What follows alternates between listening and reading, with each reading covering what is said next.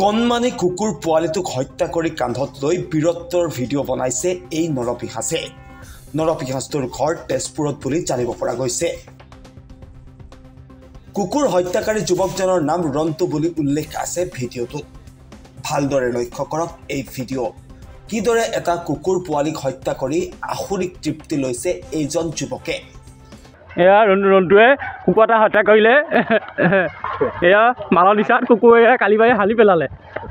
দেখিছেনে কুকুৰ টেনশ্যনৰ কাৰণে দেখিছেনে গোটেই কুকুৰ মাৰি পেলাই কালি বাৰীত লৈ গৈছে। এয়া কালি বাৰী একেবাৰে জীৱ হত্যা কৰিব নাপায় নহয়। ইয়াৰ পাছতেই প্ৰকৃতিপ্ৰেমী তেজপুৰৰ সৌৰভ বৰকটকীৰ লগতে উই এনিমেল নামৰ প্ৰকৃতিপ্ৰেমী সংস্থাটোৱে তেজপুৰৰ সদৰ আৰক্ষী চকীত দাখিল কৰিছে এজাহাৰ। লগতে হত্যাকাৰীক কঠোৰ শাস্তিৰ দাবী জনাইছে।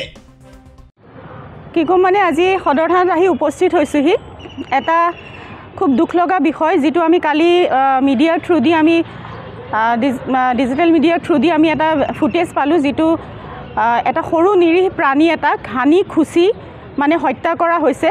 আৰু যিজন মানুহে যিজন ব্যক্তিয়ে কৰিছে, সেই ব্যক্তিজন মানসিকভাৱে তেওঁ কি কৰিছে এইটো কাম তেওঁ নিজেই নাজানে সম্ভৱ। তেওঁ যিটো ধৰণে এই কামটো কৰিছে সেইটো কৰিবলৈ মানে এই মানৱ জাতিয়ে মানে ভাবিব লাগিব এনেকুৱা এটা।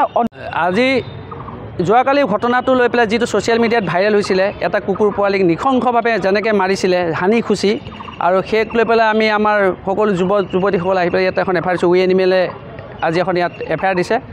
আৰু যিজন দোষী ব্যক্তিক তেওঁক আৰক্ষীয়ে খুব সোনকালে আটক কৰক, আৰু আটক কৰি তেওঁৰ ওপৰত এটা বিহিত আইনগতভাৱে ব্যৱস্থা লওক, যাতে তেওঁক এনেকুৱা এটা ব্যৱস্থা ল'ব তেওঁ দুনাই তেওঁতো নহয়, তেওঁক দেখি যাতে তেনেকুৱা ধৰণৰ ব্যক্তিসকলে এনেকুৱা কাম কৰিবলৈ সাহস নকৰে।